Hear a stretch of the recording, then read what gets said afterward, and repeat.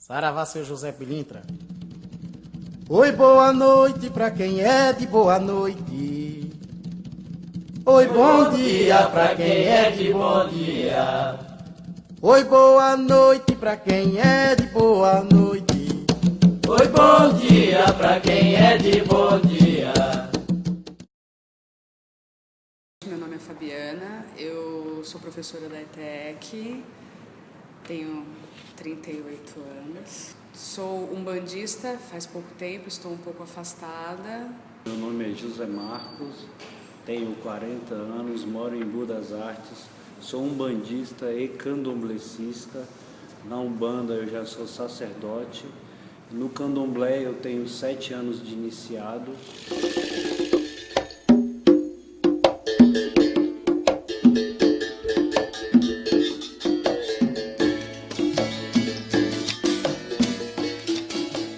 O candomblé é uma religião trazida pelos nossos ancestrais, porque na verdade todos nós somos negros, né? A nossa miscigenação é muito forte, e quando vieram os escravos da África, junto com os índios, aí tornou o que nós somos hoje.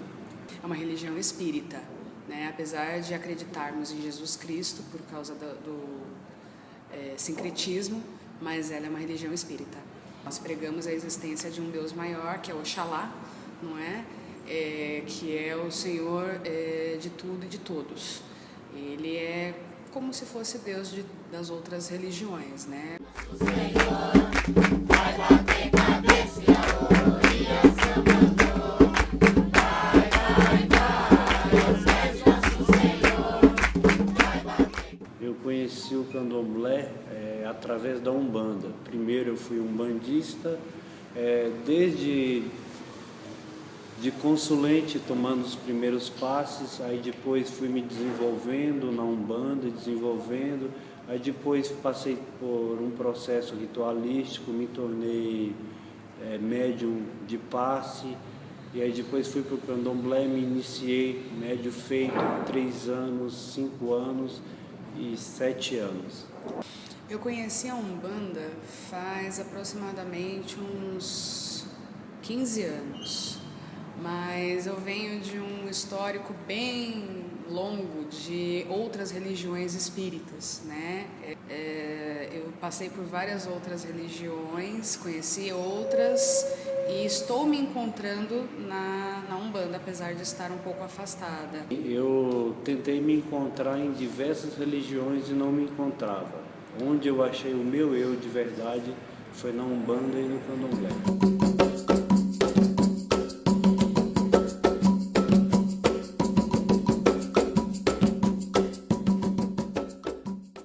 Eu tinha medo, eu não sabia qual era o significado verdadeiro e nem o porquê as pessoas praticavam o que praticam, que hoje eu tenho conhecimento do que é e sei que é só para o bem. Sempre foi tranquila, relativamente tranquila, porque eu sabia que a Umbanda não tinha sacrifícios de animais, né?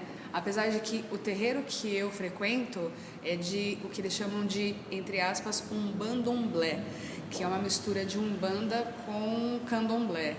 E a visão era assim, nossa, eles sacrificam os animais, não é? Mas na realidade mudou bastante a minha opinião.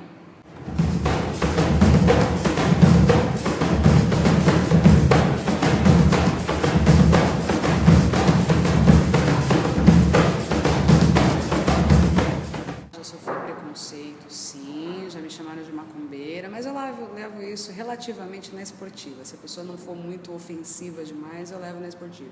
A gente é chamado de macumbeiro, de vários tipos de apelidos que eles arrumam pra gente. Na Umbanda, o maior preconceito é relativo ao som que é criado pelos atabaques, né? Porque é um barulho relativamente alto. As pessoas não estão acostumadas num culto a ver um barulho tão alto, as cantigas, né, as cantorias, e também a incorporação das pessoas que incorporam as entidades. Eu acho que isso daí tem o preconceito porque muitas vezes acham que a pessoa está com mentindo, né? Ela não está incorporada e na realidade ela está. É falta de informação mesmo. As oferendas, muitas vezes as pessoas veem um alguidar na rua com um frango, uma farofa e acham que aquilo é para fazer maldade para os outros, mas nem sempre. Muitas vezes é para ajudar uma pessoa a arrumar um emprego, tirar um espírito obsessor e dar caminho, dar a luz.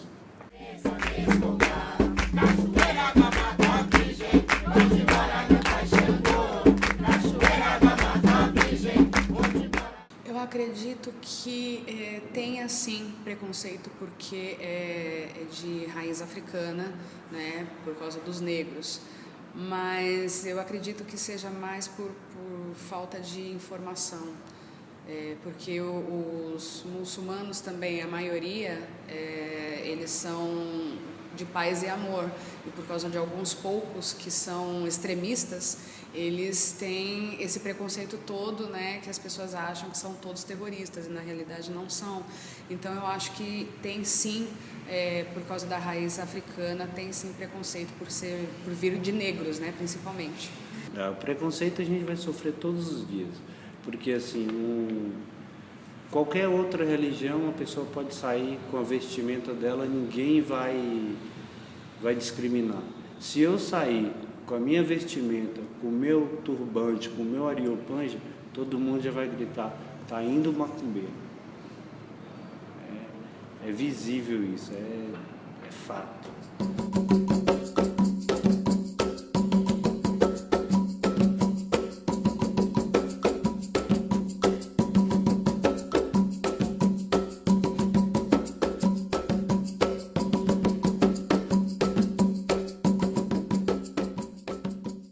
Nem a Umbanda, nem o Candomblé tem um livro de preceitos, um livro base, e é uma das causas das autoridades dizerem que não é uma religião, porque eles dizem que toda religião precisa ter um livro base com todas as regras e etc.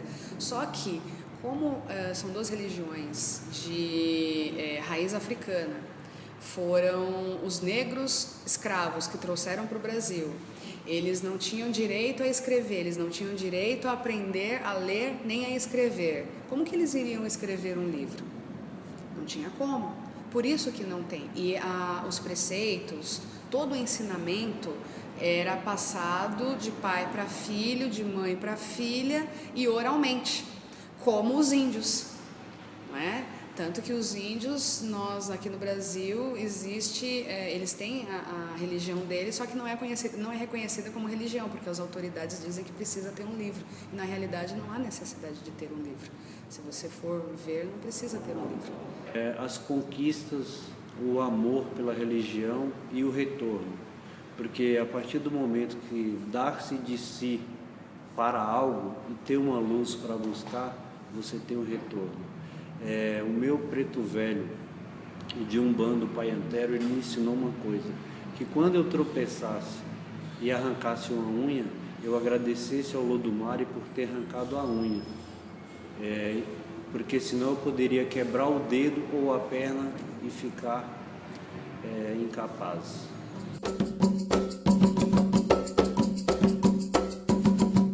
Então, a Umbanda, ela tem o sincretismo, que nós não temos os orixás, né? Os orixás são do Candomblé, que são deuses que não nasceram, né?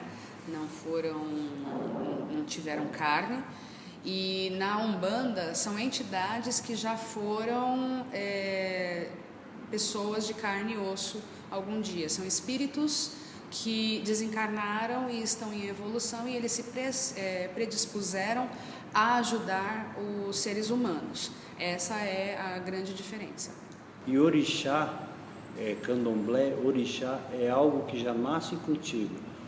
Quando você nasce, no momento que é cortado o seu cordão umbilical, você ganha um orixá, e esse orixá é seu até o seu falecimento.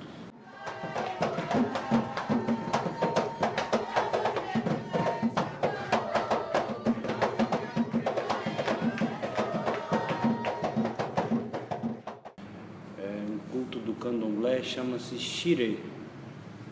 Xirê é onde faz a roda para todos os santos dançarem, e aí é chamado de xirê esse culto, né?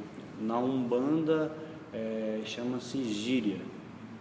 Nós ficamos numa roda, e nessa roda nós cantamos, os ogãs batem, tocam os atabaques, nós cantamos, sempre batemos palma para que a energia ela circule melhor no ambiente, e então começam as incorporações de acordo com, geralmente, de acordo com o tempo de casa dos filhos, né? Então os filhos mais velhos incorporam primeiro e depois os mais novos.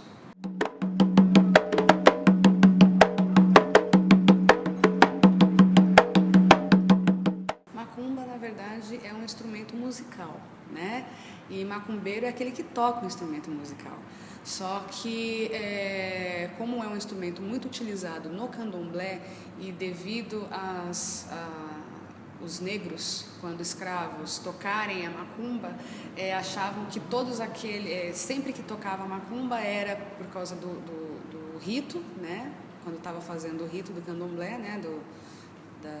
Chamando as entidades, e aí se tornou que a macumba seria a oferenda, que hoje nós chamamos de oferenda, e o macumbeiro é aquele que faz a oferenda ou aquele que participa dos ritos. O trabalho que a gente faz chama-se oferenda, não é macumba. Não existe essa palavra macumba dentro do candomblé e da umbanda. Existem trabalhos e oferendas.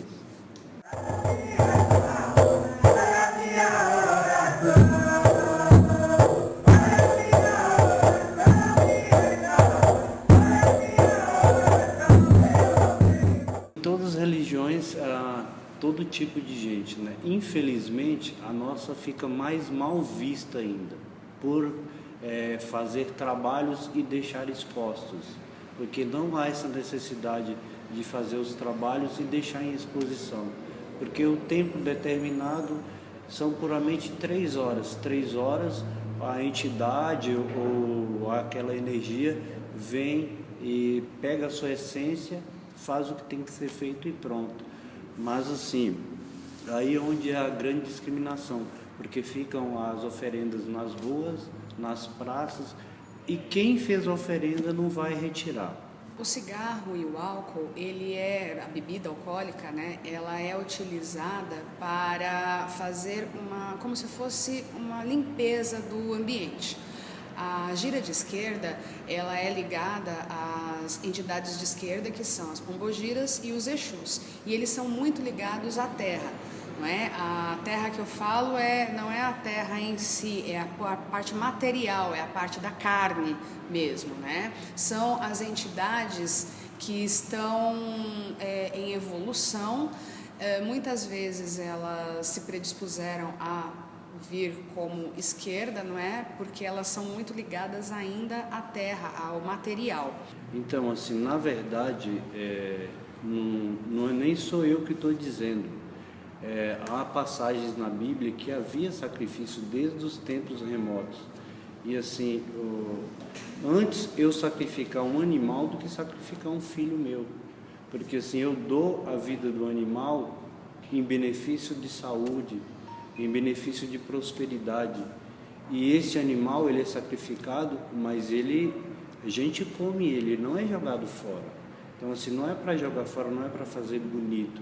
É um culto religioso que a gente tem, que eu não posso aprofundar muito nisso, né?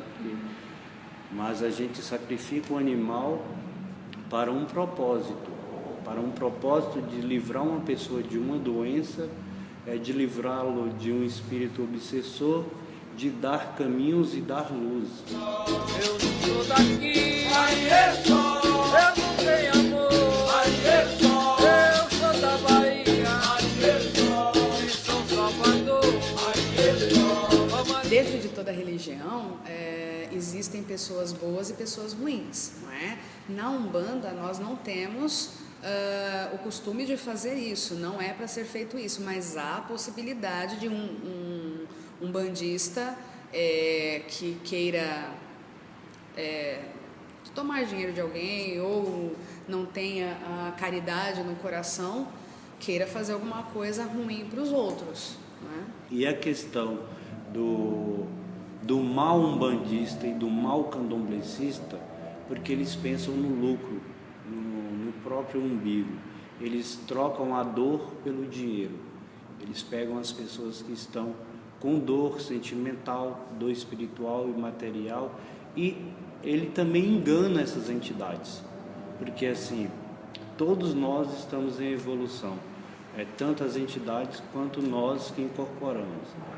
E a partir de um momento que eu dou algo de oferenda para uma entidade para ela me ajudar, ela vai achar que ela está me ajudando e ganhando a sua evolução. Então, a partir do momento que a pessoa é concebida aquela ajuda para a pessoa, ele se sente que está evoluindo. Mas quando ele sabe que ele baixou a evolução espiritual, ele vem cobrar, e cobra em dobro, porque assim ele está sendo enganado também. E nenhuma pessoa que faz mal para ninguém no candomblé e na umbanda, ele vai ficar impune, porque o espiritual cobra e a lei do retorno é pesadíssima.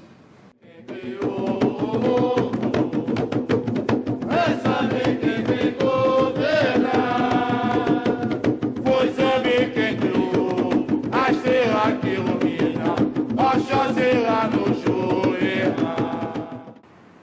O conhecimento, a informação, ela tira todo e qualquer preconceito, tá?